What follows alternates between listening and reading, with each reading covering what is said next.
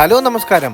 ടെസ്കോയിൽ പോകുമ്പോൾ നമ്മൾ ശ്രദ്ധിക്കാത്ത ഒരു സ്ഥലമുണ്ട്. ദേ ഈ സംഭവം ആക്സസറീസ് എന്ന് പറഞ്ഞിട്ട് ഏതെങ്കിലും മൂലയ്ക്ക് വലിയൊരു റാക്ക് സെറ്റ് ചെയ്ത് വെച്ചിട്ടുണ്ടായിരിക്കും.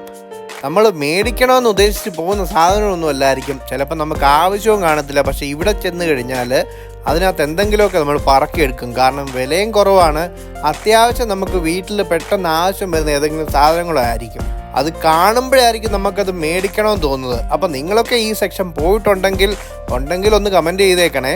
ചിലപ്പോൾ എല്ലാവർക്കും അറിയാവുന്നതായിരിക്കും, നമ്മൾ പുതിയതായതുകൊണ്ടായിരിക്കും ഇപ്പോൾ ആദ്യമായിട്ട് കാണുന്നത്. എന്നാലും അറിയാത്ത ആരെങ്കിലും വേണ്ടി ഒന്ന് ഷെയർ ചെയ്ത് കൊടുത്തു കഴിഞ്ഞാൽ അത്രയും നല്ല കാര്യം.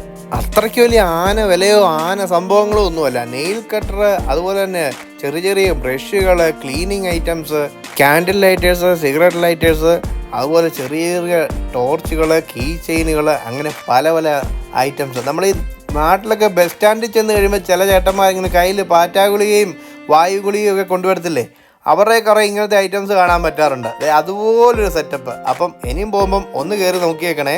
അപ്പം നമ്മളിവിടുന്ന് കണ്ടെടുത്തതുകൊണ്ട് ഈ സംഭവം കേട്ടോ, എഗ് ടൈമർ. അപ്പം നമ്മുടെ മുട്ട പുഴുങ്ങാനിടുമ്പം അതിൻ്റെ അകത്തെ ആ വേവിനനുസരിച്ചിട്ട് ഇതിൻ്റെ കളർ മാറുമെന്നൊക്കെയാണ് ഇതിൻ്റെ പുറകിൽ എഴുതി വെച്ചേക്കുന്നത്.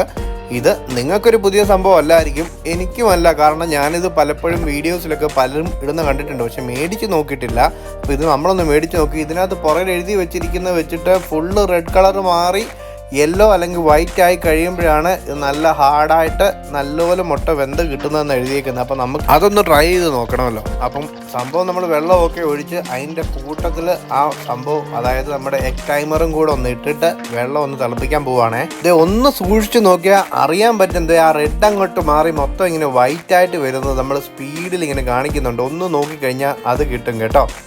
ഇതിപ്പോൾ ഏകദേശം നമ്മുടെ മൊത്തം വൈറ്റിലേക്ക് അടുത്തുകൊണ്ടിരിക്കുകയാണ്. മൊത്തം വൈറ്റായി. ഇനി നമുക്ക് ഈ സംഭവം ഒന്ന് എടുത്ത് നോക്കാം. അപ്പം ധൈര്യമായിട്ട് മേടിച്ചോ, സംഭവം കൊള്ളാം. Bye from streets and food.